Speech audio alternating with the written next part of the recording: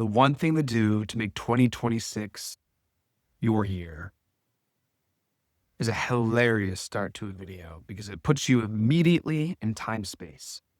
That 2026 is somehow different than 2025 is different than 2027. But the only difference is your mental projection of what that means. And that's an illusion.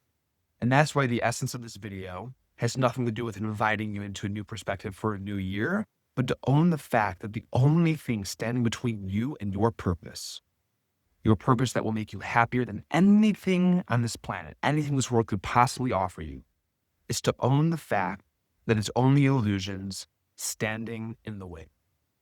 It's only illusions. And so here's a real world example of how that looks. I've wanted to make videos on YouTube for such a long time, just sharing my perspective.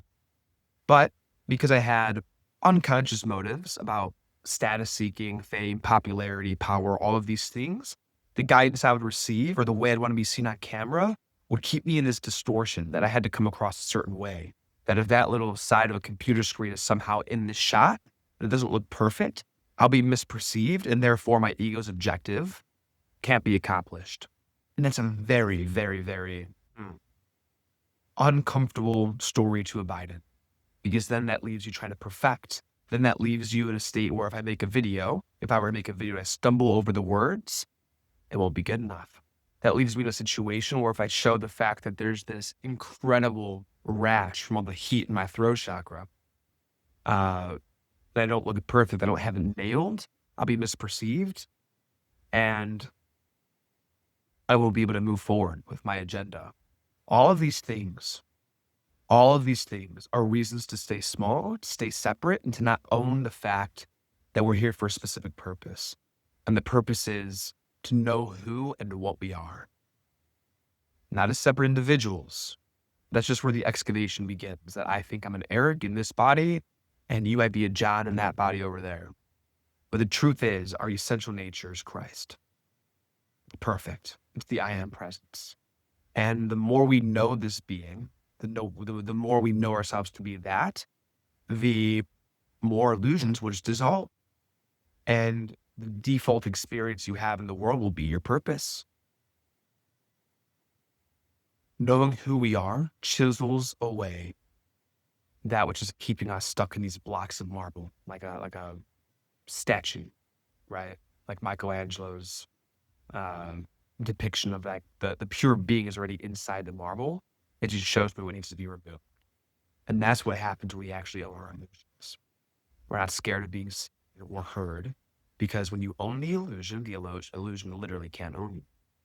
So I can own the fact, right, that I've had motives, unconscious motives for power, status, popularity, money, woman, lust for power. But when I own that, I can see the unreality of the situation. That this is the ego's plot to be special. It's the ego's version of happiness. The fact of the matter is it's literally how. It's your how. The stories you created yourself of who you think you need to be, of what you think your purpose is, of how you think you'll get there, is literally what keeps you in shackles. It keeps you separate. And that sense of separation is your personal how. And the less willing we are to own these perceptual errors, these illusions, the more subject we stay to them. 2026 for me as a symbol is the year I own the darkness. I own the illusions. Why? Because that which is willing to own the illusion, to own all the dark motives, to own the inner tyrant, to own the hate that I perceive, that which owns it is the light itself. And that light is your purpose. And you will never know your purpose until you own these aspects. These versions of who we think we are and what we really were. And the less willing we are to look, the realer they feel. The more unworthy we feel to actually speak our truth, express who we are, to own it. To stand up to the illusion and say, no, I'm going to look right at you. You can't hurt me. I know who I am. So that's the invitation. Because I know for sure in my my communication device. My body's showing me this heat around the neck, like something's got me in a chokehold, and I will not. I will not be subject to that because I'm free. And so are you. To speak your truth now, to stop hiding, to finally come out and be yourself. And the way we be ourselves, where you're not sure who you are and you feel stuck, is to speak about the stuckness. Admit it so fully.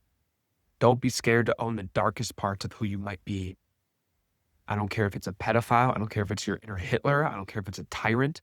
It does not matter because each one is an illusion. And you're only subject to the illusion if you don't own it. Own the illusion. There's an inner Hitler. The entire collective is inside of you. And that's what needs to be understood. There's no private thought. The serial killer, the rapist, all of these things exist in the collective consciousness. There's no shame in it. But when we think it might be real, it might be accurate, we stay looking the other way. We stay looking at the love and light. And we don't get to have the all-encompassing experience of love, which dissolves every identity that isn't Christ. Your true identity, the I am presence, your real self. And so this movement starting, I say, fuck that, to the illusions. And I can even own the fact that there's anger. I'm angry at how I've let the illusions prevent me from knowing myself. But when I own the anger hit unconsciously on me. There's nothing scary about it. Yeah, I'm angry. I'm angry that I've let myself be subject to illusions, that I've let them prevent me from my real identity for so long. And if I'm willing to express that anger, I hate illusions. It dissolves. And you come right back to peace. It's easy to fall into this non-duality way of thinking, which is like, there is no anger, there's only witness. That's very true.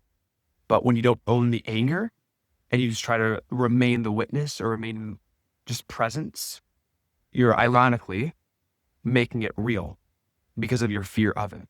But when you can look right at it and express it, I'm angry, you drop back into the non-dual state, in the presence, because love is all-encompassing. Love is all-encompassing. It's not scared of the anger. It's not scared of the distortion.